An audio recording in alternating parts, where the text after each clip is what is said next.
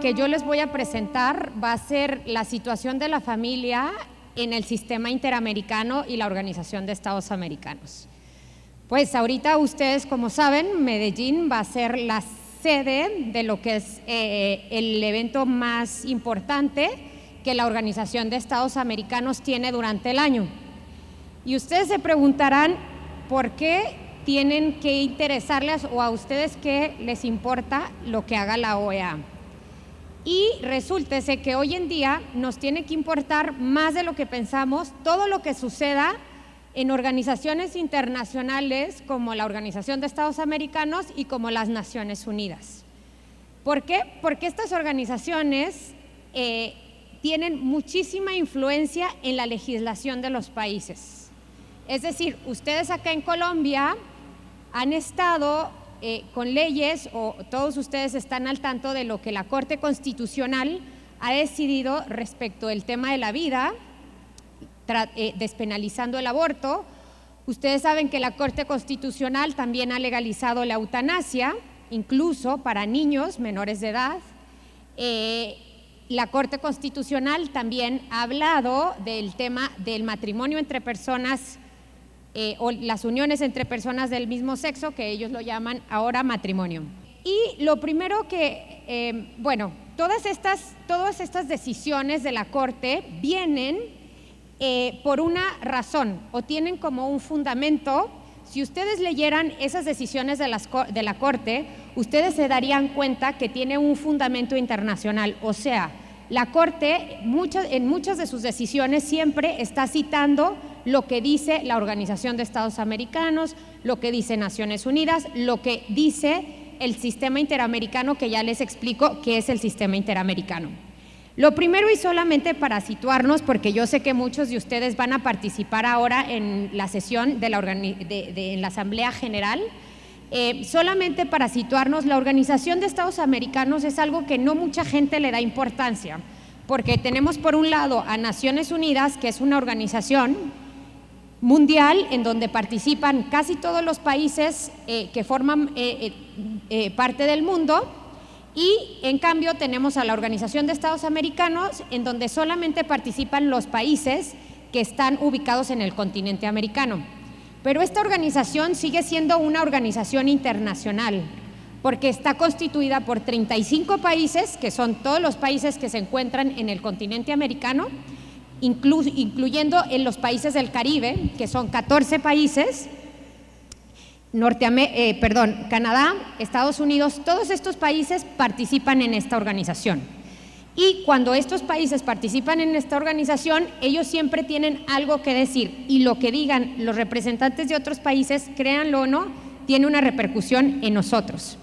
¿Por qué es importante la Organización de Estados Americanos? Bueno, ¿cuál es el propósito de la Organización de los Estados Americanos?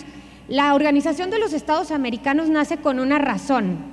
Naciones Unidas, y solamente lo comento para que veamos el error en el que hoy en día estamos cayendo. Naciones Unidas nace después de todo el genocidio de los nazis. Nace protegiendo la vida de la persona. El primer esfuerzo por el que llegan estos países y se sientan en una mesa es porque sabían que tenían que evitar, que no podían permitir que otra atrocidad como la de los nazis pasara, en la que una persona, en este caso Hitler, se sentía que tenía la verdad y que podía decidir quién vivía y quién no, y así mató a millones y millones de personas. Las Naciones Unidas justo por eso surge, para proteger la vida de la persona humana. Hoy en día vamos a ver que esta situación cómo ha cambiado, ha mutado, a hoy en día es diferente. La Organización de Estados Americanos, en cambio, además de proteger todos estos principios de las Naciones Unidas, también nace para proteger o para luchar en contra de las dictaduras que existían en el momento que nace la Organización de Estados Americanos. Y lo comento porque vamos a ver que hoy en día la Organización de Estados Americanos, así como también Naciones Unidas, ya no protege la vida de la persona. La Organización de Estados Americanos se ha convertido en una nueva forma de dictadura. Cuando nace para acabar las dictaduras, y hoy en día esta organización es una nueva forma de dictadura. Si nosotros vemos cuál es el propósito de esta organización, dice en su artículo 1 de la Carta Fundacional, para buscar mantener un orden de paz y de justicia, fomentar su solidaridad, robustecer su colaboración, defender su soberanía, y lo resalto porque más adelante vamos a ver cómo no tiene nada, no está defendiendo la soberanía de los países, su integridad territorial y su independencia. La OEA tiene 4 pilares fundamentales: la democracia, los derechos humanos, la seguridad y el desarrollo. Y los menciono así porque me voy a enfocar en la presentación un poco. No lo voy a mencionar mucho, al final lo voy a concluir, pero en el tema de la democracia y en el tema de derechos humanos. ¿Por qué, como les decía, por qué nos debe de importar la OEA si es una organización que está basada en Washington, que a mí no me interesa, que a mí, ¿qué me tiene que ver con Colombia esta organización? Sí, tal vez Colombia participa, pero ¿qué es la influencia de la Organización de Estados Americanos? La influencia es que es una organización en la que se crea ley. Para que ustedes me entiendan, digamos que es un parlamento, y así es como funciona. Estas organizaciones internacionales funcionan como parlamentos nacionales, en donde existen comisiones en las que se ven diferentes temas. Esas comisiones lo pasan al pleno de la organización y se aprueban documentos. Entre estos documentos que se aprueban, hay documentos que sí son ley para los países, porque los países así lo aceptan, pero hay otros documentos que estos ya no son ley, y estos documentos se les llama ley blanda, y estos documentos son declaraciones o resoluciones. Se les llama ley blanda, mal llamada ley blanda, porque no es ley, es decir, no obliga a los países. Yo siempre les digo, las organizaciones se tienen que buscar algo que hacer. ¿Qué hacen? Pues se sientan en una mesa, discuten un tema, llegan a algunas conclusiones y ya está, justificaron su trabajo. Eso es una resolución. Los países se sientan en una mesa, opinan sobre un tema, quedan las conclusiones escritas y en realidad eso es, pero eso no tiene nada de obligatorio para los países. Los países, ninguno de los representantes de los países estuvo ahí, o sea, de los representantes legislativos, sí representantes del Ejecutivo, pero no legislativo. Muchos de esos representantes no son abogados y sin embargo están generando este tipo de documentos. Muchas veces esos representantes no dicen o no hablan de acuerdo a lo que dice su constitución o su ley nacional, sino hablan por una agenda personal, y eso es lo que queda en las resoluciones. O sea que no hay nada más, una mentira mayor, que estos documentos pueden ser vinculantes o obligatorios para los países. Y es por eso que estas organizaciones son tan importantes, porque esos documentos, tanto lo que sí es ley como lo que no es ley, afectan al país. La afectan la legislación nacional porque, como les decía, después las organizaciones internas, una corte como la de ustedes, se justifica en lo que dicen estas entidades para poder pasar sus propias resoluciones. Es decir, que sí nos afecta de forma directa. Estas organizaciones internacionales, como les decía, tanto Naciones Unidas como la OEA, han sido una nueva estrategia que ha utilizado la izquierda para imponer una ideología. ¿Por qué? Porque ellos saben que a nivel nacional, si ellos vienen aquí a los parlamentos, ellos no van a ganar ninguna batalla. ¿Por qué? Porque los parlamentos, nuestros representantes aquí en los países e incluso nosotros como pueblo, estamos en favor de la vida, estamos en favor de la familia y estamos en favor de la libertad religiosa. Entonces, si viene un grupo proabortista a tratar de legalizar que se mate a los bebés por nacer, ha habido movimientos y un movimiento que muchos de ustedes están representando a través de un pañuelo. Se han levantado movimientos como, por ejemplo, en Argentina, el de Salvemos las Dos Vidas, y este es un movimiento que hoy se ha replicado en todo el continente. Entonces, la izquierda sabe que si ellos vienen a los países y tratan de cambiar la ley, no lo van a lograr, porque tienen a todo el pueblo en contra, porque todavía nosotros creemos en la vida, en la familia y la libertad religiosa, y los representantes, o sea, en este caso los congresistas, los parlamentarios, también están con nosotros. Entonces no lo van a lograr. ¿qué ha hecho la izquierda? Pues entonces se ha ido a estas organizaciones internacionales, tanto la OEA como Naciones Unidas. Organizaciones internacionales que, como les digo, han dejado su origen, nacen con una razón totalmente justificada, pero han dejado ese origen atrás, ese propósito que era un propósito muy noble, el proteger a la persona humana, y hoy en día se han convertido en organismos de poder, organismos de que hoy están atentando en contra de la vida de los más inocentes, que es el no nacido, e imponiendo toda una agenda en la que se niega la realidad biológica de la persona humana. Estas organizaciones están totalmente cooptadas por personas que no comparten estos valores. Las personas que están en estas organizaciones, como yo les decía, incluso muchas veces los representantes de los mismos países llegan ahí en la mesa y apoyan una agenda propia. Y ese es un poco del trabajo que nosotros hacemos en ADF, porque si vamos a jugar este juego, pues hagamos el juego justo. No se vale que la ley de la Constitución de Colombia, por ejemplo, diga una cosa y después los representantes vayan allá y digan otra cosa totalmente distinta. Y ustedes no se enteran porque, claro, ustedes están acá en Colombia y no todos los días tienen la Asamblea General acá.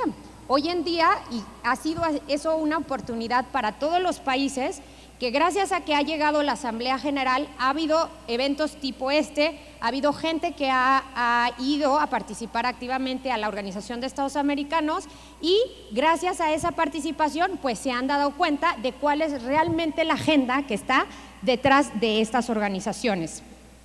Yo les digo que en estas organizaciones se alejaron completamente del propósito principal que les vio nacer, y hoy en día a lo que se dedican, ellos dicen, es que tenemos que deconstruir la sociedad actual para construir una sociedad más justa. Yo les digo, ustedes lo que están haciendo es destruir la sociedad actual para lograr una sociedad en la que el ser humano se ha convertido en un objeto que está sujeto al servicio de estos poderes, de estas organizaciones internacionales. Y por eso les decía de la Organización de Estados Americanos, es una nueva forma de dictadura. ¿Por qué? Porque entonces ellos son quienes están decidiendo qué tipo de leyes tienen que regir para los países. Nuestros parlamentarios ya poco tienen que decir, porque estas organizaciones han dicho qué es lo que le tiene que regir a Colombia, y les voy a dar un caso muy concreto para Colombia de la Corte Interamericana más adelante. Yo, como les digo, lo que estos organismos se dedican es a destruir la vida, diciendo o tratando de presionar a los países para que se legalice el aborto, igual también presionando a los países para que se redefina el matrimonio, que está constituido entre hombre y mujer, y que así lo contemplan los documentos fundacionales de esta organización, y también para acabar con la libertad y sobre todo la libertad religiosa. Han dejado todo esto atrás, y les digo destruir porque entonces en vez de seguir promoviendo los valores que sí están impregnados no solamente en las constituciones de los países, pero también en los tratados internacionales, lo que ellos han hecho o están promoviendo, y no sé si se ve muy bien por acá, tal vez en aquella se ve un poquito mejor, es la galletita de jengibre. Le dicen la galletita de jengibre de género, eso es como en la traducción al español. En inglés le dicen de gender bread. Y esa galletita lo que dice es que nos refleja muy bien lo que es la ideología de género. De hecho, hoy en día las organizaciones de izquierda, organizaciones ya supuestamente progresistas, lo que dicen es que nosotros nos hemos inventado el término ideología de género para atacar a la mujer, para atacar a los derechos de las personas homosexuales, y para atacar los nuevos derechos humanos, y que somos personas antiderechos. La prueba de que esta ideología sí existe y que es ideología porque no tiene una base científica es esta galletita de jengibre y muchas otras cosas que les voy a presentar. Primero, la galletita de jengibre, ¿qué es lo que dice? Que una persona puede tener o sentirse atraída hacia alguien, no importa hacia quién, porque acuérdense que cuando ellos cambian, y toda esta agenda ha sido a base de modificar el lenguaje, entonces ya no se habla de aborto, se habla de interrupción voluntaria del embarazo, que no suena tan fuerte como el aborto. O por ejemplo, no se habla de aborto, pero se habla de derechos sexuales y reproductivos. Si dice reproductivos, ¿quién se va a imaginar que eso implica el aborto? Pero así es como lo han hecho. Lo mismo están haciendo con toda, o sea, todo ha sido a base de cambiar este lenguaje. En la galletita lo que dicen es, tu corazón se puede sentir atraído a cualquier otro género, porque, perdón, vuelvo a repetir, el género, ellos dicen que para eliminar la desigualdad que existe en la sociedad entre hombres y mujeres, ¿qué se tiene que hacer? Se tiene que dejar de ver hombre y mujer, se tiene que diferenciar, no podemos seguir diciendo es que existen hombres y mujeres, tenemos que hablar de género, que el género se refiere al género humano.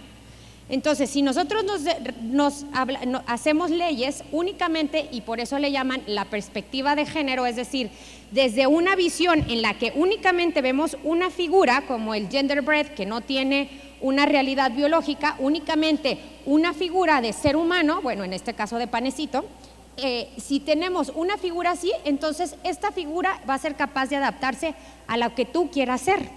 Y entonces hoy en día la gente se autoconstruye, y por eso una cosa es a quién te sientas atraído, otra cosa es el exterior, cómo expreses lo que tú sientes, y otra cosa es el cerebro, en tu cerebro, cuál es como la idea que tú creas de ti misma, es decir, tu identidad. Y otra cosa totalmente distinta, que no tiene nada que ver con la biología, es el sexo. Entonces, esta ideología de género que sí existe y que ahorita es más, la misma comisión la está promoviendo, y es muy claro probar que esta ideología sí existe. Esta ideología es promovida desde la Organización de Estados Americanos. ¿Cómo es promovida por esta organización? Bueno, empezando por su secretario general. El secretario general Luis Almagro, que viene de Uruguay, él lo primero, o de las primeras acciones que hizo cuando tomó el poder, o como tomó la secretaría en la OEA, publicó lo que es la Orden Ejecutiva 1603. Esta orden ejecutiva se llama Política Institucional de Igualdad de Género, Diversidad y Derechos Humanos. Igualdad de género, ¿qué es? Ya no es hombre y mujer, es lo que tú quieras ser. Hoy en día en la Organización de Estados Americanos, y quienes participen en la Asamblea General van a ver que entonces ahora los baños ya no son de hombre o mujer, pero los baños van a ser para todos los géneros, así dicen. Y entonces tú te puedes meter al baño que te dé la gana, es decir, o el baño con el que tú te identificas. O sea que si yo, Neidi, me siento Raúl, pues me puedo ir a meter al baño de los hombres y ni quien me diga nada porque yo me siento Raúl. Y eso es lo que esta ideología está promoviendo, y lo que el secretario Almagro es lo que está promoviendo. O sea que esto no solamente viene desde arriba, no solamente es en las bases, pero esto viene desde arriba porque el secretario Almagro es uno de los principales promotores. Cuando él llega al poder, él cambia el logotipo de la OEA, cambia el lema de la OEA. En un principio, cuando él entró, este lema era más derechos para más personas. ¿Qué fue lo que pasó? Persona, bajo la Convención Americana, que digamos es la ley para la OEA, dice que persona es todo ser humano, y luego dice que toda persona tiene derecho a la vida desde la concepción. Como el secretario Almagro es un promotor del aborto y de la ideología de género, ¿qué es lo que hizo? Pues entonces cambió su propio lema y ahora se dice más derechos para más gentes. ¿Por qué? Porque entonces ya no se está refiriendo al ser humano, ya no está apoyando indirectamente la vida, sino que está apoyando simplemente esta ideología en la que tú eres lo que tú quieres ser y tú mismo te autoconstruyes. El sistema interamericano, que es parte de la Organización de los Estados Americanos, Ustedes tal vez han oído hablar o tal vez no, porque muchos de ustedes no serán abogados, pero el sistema interamericano está constituido por dos organizaciones, digamos. Es la Comisión Interamericana de Derechos Humanos y la Corte Interamericana de Derechos Humanos. Es decir, que en la OEA, de alguna manera podemos, para poderlo ejemplificar, podemos decir que tiene un sistema judicial como el de los países, que la Comisión vendría a ser la primera instancia y la Corte sería la última instancia, como una Suprema Corte. No es una Suprema Corte, ojo. Es una corte subsidiaria, es decir, que únicamente debería de ayudar en casos que le corresponden, pero vamos a ver cómo sí se comporta como una Suprema Corte. Simplemente les digo esa estructura para poderme dar a entender de cómo es que funciona. Entonces, está el sistema interamericano que está constituido por estas dos entidades, comisión y corte.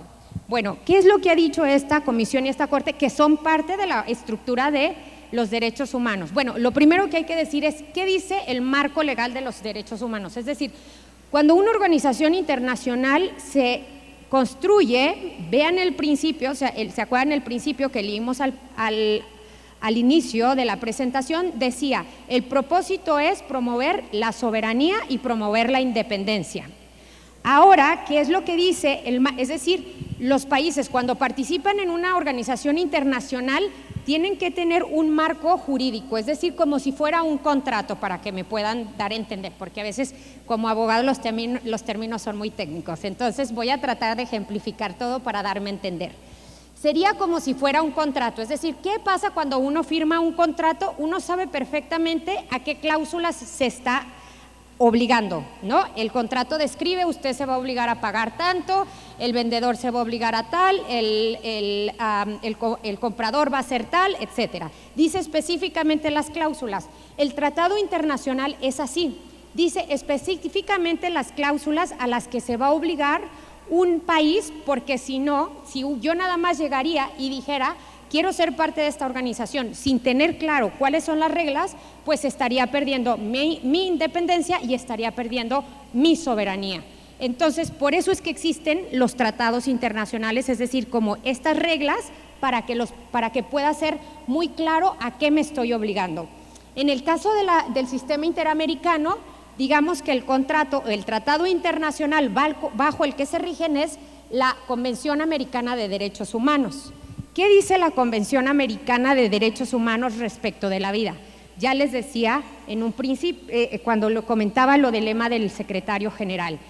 La Convención dice en su artículo 1.2 que todo ser humano es persona.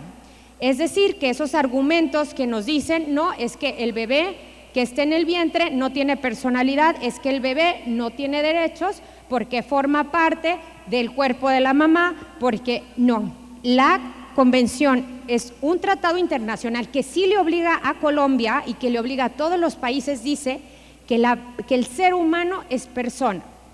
El artículo 4 dice toda persona tiene derecho a la vida, es decir, todo ser humano. El bebé que está formándose en el vientre de la madre es un ser humano, no era un perro y después se convirtió en persona, no era un elefante y luego mutó a ser persona, a ser un ser humano. Desde el momento en el que es concebido es un ser humano, es decir, en todo momento este ser humano debe de estar protegido su derecho a vivir. Eso respecto de la vida. ¿Qué dice este mismo tratado respecto de la familia? Dice la familia es el elemento natural y fundamental de la sociedad y debe de ser protegido por la sociedad y el Estado. ¿Por qué creen que es natural? Porque el hombre y la mujer naturalmente se complementan y porque son naturalmente complementarios son capaces de crear vida. Ese es el aspecto natural y por eso es tan importante la familia para el Estado, porque el Estado depende, es decir, sus ciudadanos van a venir de esa unión matrimonial y es por eso que el Estado debe de darle una protección especial, porque su importancia para que la sociedad siga avanzando e incluso creciendo depende de esa célula fundamental que es la familia. Bueno, hasta aquí lo que dice la Convención. Ahora vamos a decir qué dicen estas entidades que forman parte de la Organización de Estados Americanos. ¿Qué dice, por ejemplo, la Comisión Interamericana de Derechos Humanos? Y ese fue un caso en contra de Colombia. El caso era el caso del señor Alberto Duque en contra de Colombia. El señor Alberto Duque me imagino que seguirá por acá. El señor Alberto Duque es una persona homosexual que vivió siempre con una pareja, su pareja se muere, ambos tenían SIDA, la pareja muere y él se queda solo y viene a reclamar la pensión al Estado. El Estado le niega la pensión porque no estaba permitido bajo la legislación nacional esa figura jurídica y como no había figura jurídica no le otorga estos beneficios. ¿Qué hace el señor Alberto Duque y toda la izquierda? Llevan este caso a la Corte Interamericana. Primero, como les decía, la comisión es la primera instancia, la Corte es la segunda instancia. Viene el caso a la comisión y ¿qué dice la comisión? Colombia tiene, y no era el caso además, hay que ver, el señor Alberto lo que estaba reclamando eran derechos patrimoniales, es decir, que él tuviera el derecho a recibir la herencia de quien fue su pareja, que él tuviera el derecho a recibir la pensión, a tener los beneficios que tendría una pareja. En cambio, ¿qué dijo la comisión? Que no era ni tan siquiera el objeto del caso, dijo: Colombia tiene un concepto de familia demasiado limitado y estereotipado, que nada más considera que la familia es hombre y mujer, a pesar de que ya vimos lo que dice el artículo 17. Solamente es hombre y mujer y por eso Colombia tiene que redefinir y tiene que cambiar su ley para incluir también a estas uniones entre personas del mismo sexo. ¿Qué hizo la Corte Constitucional? En base a estas opiniones de la Corte y muchas otras, cambió y redefinió el concepto de matrimonio, a pesar de que su constitución colombiana es muy clara al definir también el matrimonio. Y que, ojo, ni tan siquiera la Corte Europea, que es una corte muchísimo más liberal, ha aceptado que el matrimonio entre hombre y mujer pueda ser igualado a una unión entre dos personas del mismo sexo. ¿Por qué? Porque el producto, en primera, es hombre y mujer, son realidades distintas y además el fruto de esa unión es distinto. Hay fruto, las otras no hay fruto, entonces por eso no se pueden comparar, dice la Corte Europea, son dos cosas distintas y no puede alegarse discriminación, porque no es lo mismo. Sin embargo, la comisión pidió la redefinición de lo que era la familia y así tristemente lo siguió Colombia. La comisión reconoce 23 categorías de género.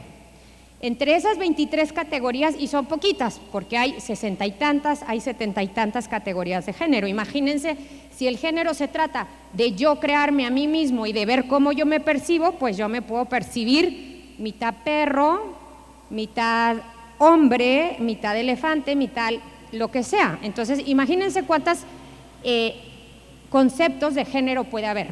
La comisión oficialmente, y para que no nos digan que esto nosotros nos estamos inventando que es ideología, esto lo pueden encontrar en la página de la Corte Interamericana. Ellos reconocen 23 conceptos de género. Ellos dicen, no podemos hablar solamente de LGTBIQ porque sería muy limitado. Esos son los que se reconocen, pero además puede haber más. Entre estos conceptos, ellos mencionan los MUXE, los MATI, una serie de conceptos que yo misma no les puedo explicar qué es lo que son, porque son construcciones de cada una de esas personas. ¿Qué es lo que dice la comisión respecto del sexo? Dice la comisión, el sexo asignado al nacer, esta idea trasciende el concepto de sexo como masculino y femenino. La asignación del sexo no es un hecho biológico, innato. Más bien, el sexo se asigna al nacer en base a la percepción que otros tienen sobre sus genitales. La mayoría de las personas son fácilmente clasificadas, pero algunas personas no encajan en ese binario. Es decir, que no es verdad que nacemos hombres o que nacemos mujeres, sino que el doctor que nos vio nacer, como que nos vio genitales de mujer y por eso dijo que éramos mujer. O nos vio como que genitales de hombre y por eso nos dijo que eran hombres, ¿no? Entonces, que no tiene nada que ver la biología o la ciencia, pero que eso, por eso dice, algunas veces coincide, algunas veces no coincide, es decir, niega el sexo. Ahora bien, ¿en quién se basó la Comisión Interamericana para definir o para dar esta redefinición? Se basó en Mauro Cabral, que en realidad es una mujer que hoy en día se ha operado y ha pasado varias cirugías para convertirse en un hombre. Él dice que el sexo anatómico y su presunta dicotomía, es decir, esta dualidad de hombre y mujer, son el resultado de una lectura ideológica. O sea que nosotros somos lo que nos estamos inventando que es una idea, como si no tuviéramos la biología y la ciencia para probar que esto no es una idea, que esto tiene base científica y es algo natural a la persona. Dice, por otra parte, asignar el sexo es una decisión social. Podemos utilizar el conocimiento científico para ayudarnos a tomar la decisión, pero solo nuestras creencias sobre el género, no la ciencia, pueden definir nuestro sexo. Imagínense, dice, solo nuestras creencias sobre el género pueden ayudarnos a definir nuestro sexo. O sea que todo está basado en una pura ideología. Este fue el fundamento, digamos, el jurídico que utiliza la comisión para dar esa definición de sexo en la que no reconoce la realidad biológica de esta persona que se dice Mauro Cabral.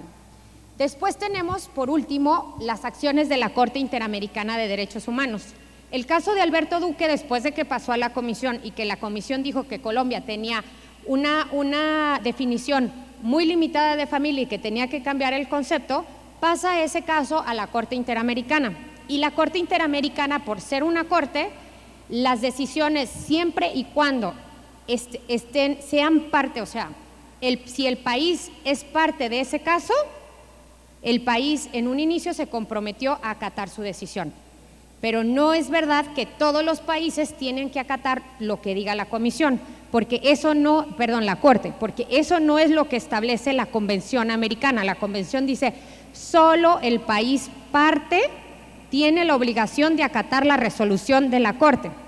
¿Qué fue lo que hizo la Corte? Bueno, ya lo vimos en el caso de Alberto Duque versus Colombia. Le dijo, tienes que cambiar tu figura, y así lo hizo Colombia, que de hecho lo hizo antes de que la Corte se lo dijera, y a pesar de que ya lo había resuelto Colombia, la Corte Constitucional colombiana, la Corte Interamericana siguió con ese caso y llegó hasta el final. ¿Por qué? Porque lo que está intentando la Corte es imponer una agenda. Entonces, usa esa decisión para entonces ahora decir, Colombia, la Corte ya dijo que se tiene que cambiar el concepto de familia, que se tiene que tal, y entonces todos los otros países están obligados a hacerlo. Como les digo, eso es falso, pero mucha gente no sabe que es falso, que no tiene por qué acatar estas decisiones de la Corte únicamente si fuera parte de este caso. La Corte, ¿qué fue lo que dijo recientemente, apenas en el 2008?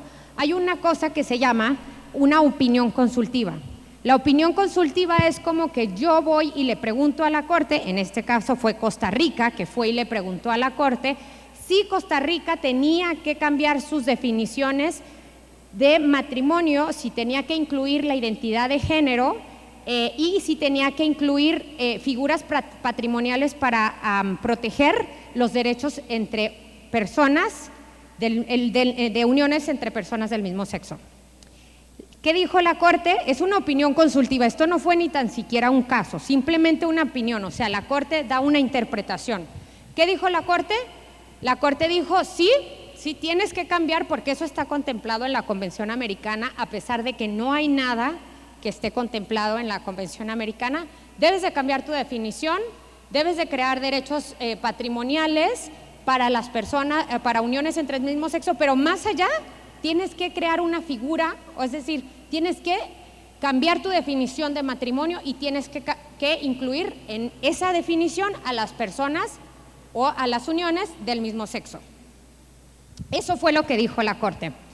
Una vez que dice eso, como les digo, esto no es vinculante, fue simplemente una opinión consultiva y la izquierda ha hecho un muy buen trabajo en usar estas opiniones y en decir, es que la Corte dijo, es que la OEA nos dijo, es que estamos obligados porque la Corte ya dijo que, y tristemente hace apenas 2 semanas Ecuador cambió su definición de matrimonio en base a esta opinión consultiva, a pesar de que no tenían la obligación de acatarla.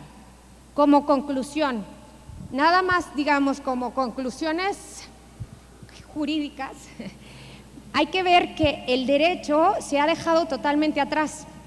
Ya no importa más a qué se obligó Colombia, ya no importa más cuáles fueron las cláusulas de ese contrato, porque de todas formas la Comisión y la Corte están reinterpretando y dándoles un sentido completamente distinto a este contrato. Esto, y en cualquiera, ustedes lo saben, si a ustedes les incumplen un contrato, ustedes no están obligados entonces a seguir con él porque hubo un cambio, un incumplimiento de ello. Entonces, la Corte, la Comisión, la OEA han dejado atrás el derecho, es decir, han dejado atrás la decisión de los países, están pisoteando la soberanía de los países y más allá de pisotear la soberanía de los países, están pisoteando la democracia o nuestra voluntad como pueblo. ¿Por qué? Porque nosotros somos quienes decidimos qué tipo de leyes deben de regir en nuestros países y por eso votamos por nuestros representantes, para que ellos sean lo que legislen, porque ellos sí conocen nuestra realidad. ¿Qué es lo que la Corte está haciendo? Desconociendo completamente la realidad, porque de esta Corte hay 7 jueces, de esos 7 hay 1 colombiano, ustedes sí tienen un juez, pero por ejemplo Guatemala no tiene juez o muchos otros no tienen juez. Entonces esto lo que están haciendo es atropellando el proceso democrático. Y se acuerdan que les mencioné que la democracia era uno de sus pilares fundamentales. Bueno, no hay nada más antidemocrático y más dictatorial que lo que la OEA está haciendo hoy en día y sobre todo lo que la Comisión y la Corte están haciendo. Solamente para terminar, ¿a dónde va todo esto? Todo esto va a que nos quedemos callados, todo esto va a intimidarnos, todo esto va a silenciarnos. Quien piense diferente, y lo estamos viendo hoy con el caso del médico argentino, en el que salvó una vida y hoy en día está siendo condenado por no haber practicado un aborto. Eso es lo que quieren que nos callemos, quieren que someternos a una dictadura ideológica en la que hoy estas organizaciones van a ser quienes deciden qué es lo que nosotros debemos de pensar, cuáles deben de ser las leyes que nos tienen que regir, cuáles tienen que ser los valores que como familia e incluso como padres de familia le tenemos que enseñar a nuestros hijos. A mí, ustedes podrán decir, qué horrible el panorama, a mí no me gusta acabar con un panorama así, porque en primera, si ustedes comparten la fe católica habla de esperanza. Y ustedes saben que si Dios permite que pasen así las cosas, será por algo. Y que yo siempre les digo, les está dando el privilegio en este momento de ustedes ser parte de su ejército. Y se tienen que sentir orgullosos y se tienen que poner la camiseta y ser parte de ese ejército y salir a la calle y hablar. Y yo les digo, y me encanta una frase que me parece que fue del Papa Benedicto cuando estaba todo el tema del sínodo de la familia, que dice, la verdad va a dejar de existir cuando aquellos que la sepamos dejemos de hablar de ella. Eso va a pasar. Si nosotros nos dejamos intimidar, si nosotros nos quedamos callados porque nos da miedo que nos van a decir mochos, antiderechos, conservadores, etcétera, entonces esa verdad va a dejar de existir. Es decir, Dios va a dejar de estar presente en la vida de las personas, porque nosotros tuvimos miedos y le tuvimos más miedo a una persona que responder al privilegio que hoy tenemos. Muchas gracias.